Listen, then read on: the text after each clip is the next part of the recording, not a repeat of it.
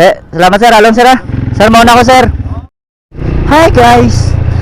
Welcome to our YouTube channel. So ngayon, tapos na tayo mag-duty at papunta na tayo mga kapatid sa court para magturo ng sports. Yan lang naman talaga yung akin pong rotation or daily routine mga kapatid. Sa umaga, trabaho. Pagkatapos ng trabaho, magtuturo ng sports. Pagkatapos magturo ng sports, ay uuwi. Yun. May plano ako guys sa mga kabataan sa Helmontilla. May plano ako magpa-Squid Game. Alam niyo yun, pero hindi siya intense na yung patayan talaga.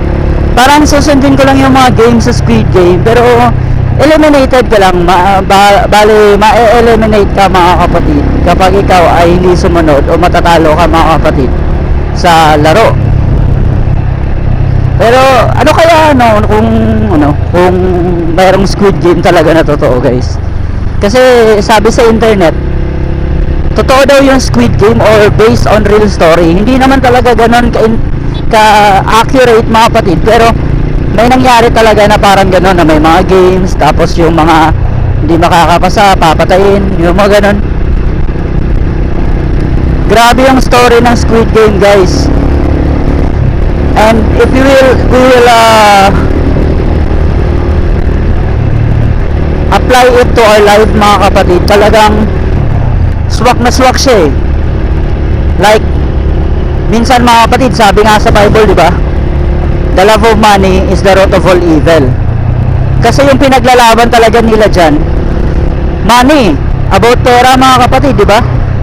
May betrayal na nangyayari, mayroong traidoran mga kapatid. Kahit yung close friend mo ay kaya kang i-betray mga kapatid dahil sa pera. Kaya kang ipagpalit dahil sa pera. May lokohan na nangyayari dahil sa pera guys.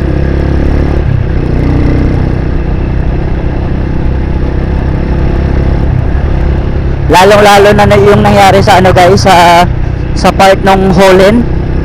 Ewan ko kung napanood nyo mga kapatid, yung binitray ng ni Sang-woo, si Ali. Binitray niya mga kapatid, niloko niya yung Jolens or Holland mga kapatid, marbles, ay pinalitan niya ng bato. So grabe yung betrayal doon mga kapatid. Grabe yung betrayal doon.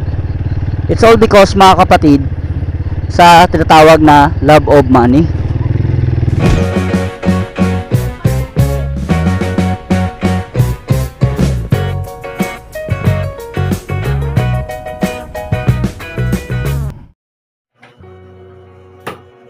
Oy pare, kumusta? Nagtitraining ata.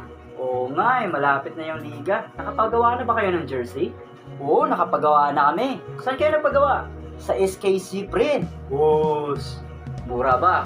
Mura lang. Magkano naman? Alam mo ba, yung jersey nila 329 lang.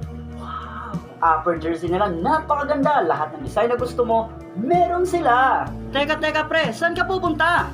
Saan pa? Kundi sa SKC.